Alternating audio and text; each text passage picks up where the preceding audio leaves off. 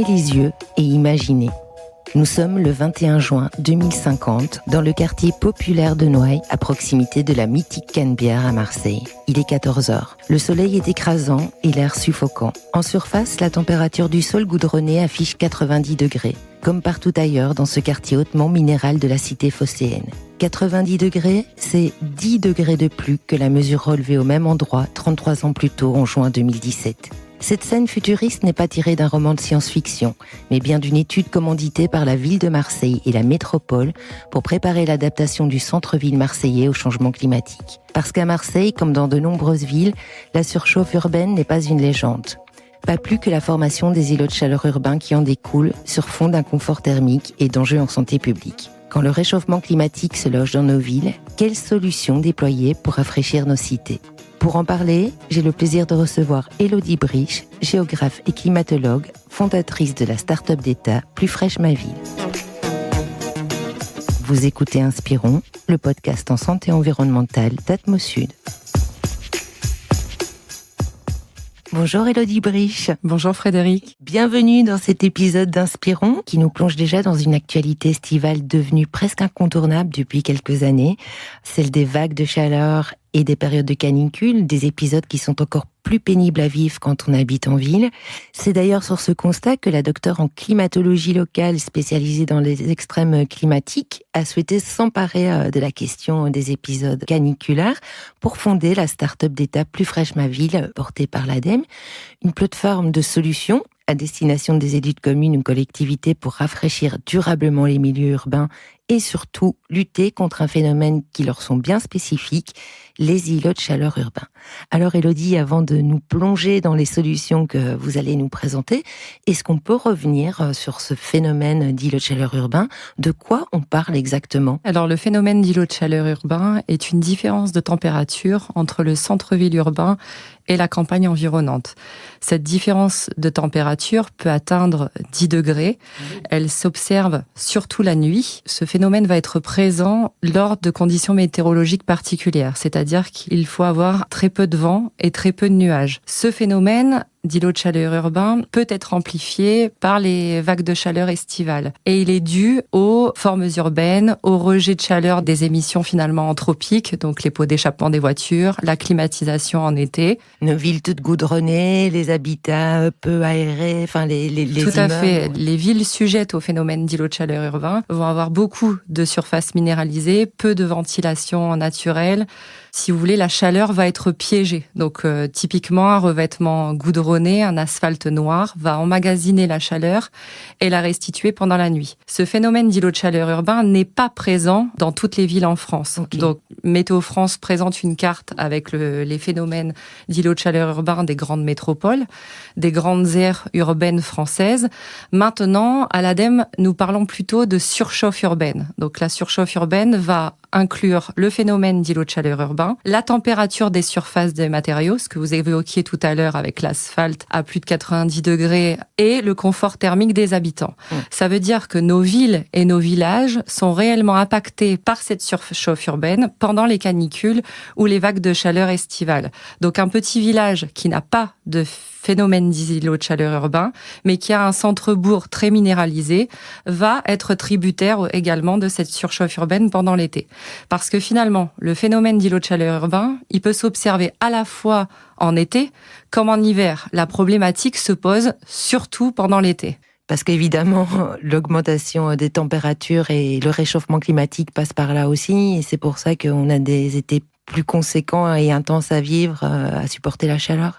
Tout à fait. Le groupe intergouvernemental d'experts sur le climat montre que les canicules sont le phénomène climatique le plus dommageable en termes socio-économiques et en termes de mortalité pour le futur. Ce qui se passe, en fait, c'est que pendant les canicules, le phénomène d'îlot de chaleur urbain peut être intensifié, mais on va surtout avoir aussi un problème de nuits dites chaudes ou tropicales. Eh oui, les nuits tropicales. Ouais. Voilà, ce sont des nuits avec une température supérieure à 20 degrés. Pendant ces nuits, le corps humain ne peut pas récupérer. Donc on va avoir des populations sensibles, telles que les personnes âgées, les personnes qui ont déjà des maladies cardiovasculaires, les enfants, les bébés qui vont être très fragiles, très vulnérables à ces nuits tropicales.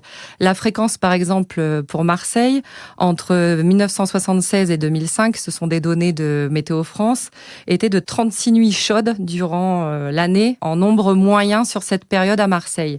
À 2050, dans une France plutôt à plus 4 degrés, donc dans la trajectoire de réchauffement de la France métropolitaine, on passerait à 98 nuits tropicales. Donc, on triple. On triple, voilà. Par ailleurs, la fréquence, la durée et l'intensité des vagues de chaleur va augmenter, va être multipliée par 3 d'ici à 2100. Et ces événements de vagues de chaleur peuvent apparaître de plus en plus précocement dans la saison et de plus en plus tardivement. Donc nous l'avons vu, dès le mois de mai, les températures enregistrées n'avaient jamais été enregistrées ainsi depuis le relevé de mesures disponibles en France. Des vagues de chaleur plus fréquentes, plus longues, plus intenses, c'est effectivement ce sur quoi s'accordent les experts du GIEC et les climatologues. On parlait d'impact sur la santé. Je voyais que Santé publique France estimait à 40 000 le nombre de décès évitables attribuables à la chaleur durant les étés français depuis 2017. Un nombre qui augmente malheureusement d'année en année. Entre 2015 et 2022, on déplorait 11 000 décès, dont 7 000 seulement la seule année 2022, que l'on considère comme l'année point de bascule par rapport au ressenti du réchauffement climatique, avec un record atteint l'an dernier, où l'on a recensé 5 700 décès en France sur l'ensemble de l'été, auxquels s'ajoutent 1 900 décès lors des épisodes de canicule. Évidemment, on se rend bien compte que ces augmentations et ces prévisions caniculaires vont par effet domino risquer d'intensifier aussi ce phénomène d'îlots de chaleur urbain dans les villes et ailleurs. L'inconfort à vivre dans des milieux urbains en plein été, la qualité de l'air dégradée, l'augmentation de la consommation énergétique avec justement les systèmes de climatisation qui ont aussi l'effet paradoxal de réchauffer l'air extérieur encore plus. Il est donc important de parler de solutions. C'est pour ça que nous allons nous pencher sur cette plateforme d'État Plus fraîche ma ville que vous avez fondée et lancée en 2023 sous la tutelle de l'ADEME. Est-ce que vous pouvez nous la présenter ? Oui, tout à fait, Frédéric. Alors, Plus fraîche ma ville est un service numérique public, gratuit, qui a pour objectif d'accompagner les élus et les agents de collectivité dans leur choix de solutions de rafraîchissement urbain. Donc, sur cette plateforme numérique, vous avez une version utilisable par tous en ligne où vous allez trouver des fiches techniques solutions au nombre d'environ 60, pareillement pour les retours d'expérience à travers la France, mais vous avez aussi un espace connecté qui est vraiment dédié aux agents pour les accompagner durant tout leur processus de projet urbain. Donc, Plus fraîche ma ville, à l'heure actuelle, c'est environ 1000 agents et élus de collectivités accompagnés, plus de 500 collectivités et environ 700 projets accompagnés par Plus fraîche ma ville. Quand on parle de solutions, il y a à la fois des solutions vertes, grises, bleues et douces. Est-ce que vous pouvez juste nous expliquer en 2-3 mots pour savoir de quoi on parle ? Les solutions bleues sont liées à la gestion de l'eau. Ça peut être par exemple la réhabilitation d'un fleuve côtier tel que celui des Égalades à Marseille. C'est le cas à l'heure actuelle. Il est en cours de réhabilitation, notamment au niveau de la cascade des Égalades avec le projet de la Cité des Arts de la Rue, mais aussi sur la tranche d'Euromètre 2 au niveau du parc de Bougainville. Les solutions vertes vont être liées au végétal. Les solutions grises vont être soit en relation avec les formes urbaines ou les matériaux utilisés dans la ville. Et les solutions douces sont des changements de pratique de la ville. L'important, c'est que une solution n'est pas miracle et une solution ne fonctionne pas forcément partout. L'important va être de combiner ces différents types de solutions aux différentes échelles spatiales et temporelles de la ville pour obtenir un rafraîchissement effectif. En effet, dans un contexte de contraintes hydriques et une raréfaction de la ressource en eau à 2070-2100, dans une France à plus 4 degrés, le végétal ne va pas être possible partout. Donc, il est absolument nécessaire de combiner ces différents types de solutions.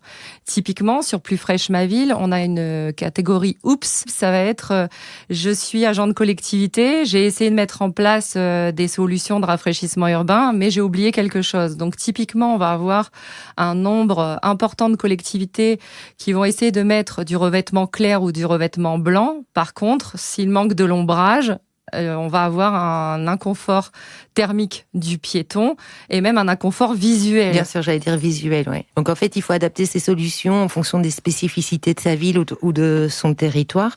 Tout à fait. On va peut-être revenir aussi sur d'autres projets déployés sur la région sud. On a parlé du parc des Égalades à Marseille, mais vous avez des projets dans le Var, dans les Alpes-Maritimes. Est-ce qu'il y en a un qui vous vient et qui peut être inspirant ? Je pense notamment à Cuers dans le Var. L'objectif a été de créer finalement un schéma directeur qui s'intitule Ville basse température l'été. Et au sein de ce schéma directeur, plusieurs volets stratégiques ont été déployés pour mettre notamment en place des solutions de rafraîchissement urbain. Donc, ce qui est intéressant avec Cuers, c'est qu'on n'est pas sur une solution mise ou un projet on arrête. Il y a une planification qui est mise en place, apposée à ce schéma directeur. Et donc, quelque part, une trajectoire de rafraîchissement urbain se décline avec un plan d'action. Donc, dans les actions mises en place, nous pouvons citer l'utilisation de revêtements ocre.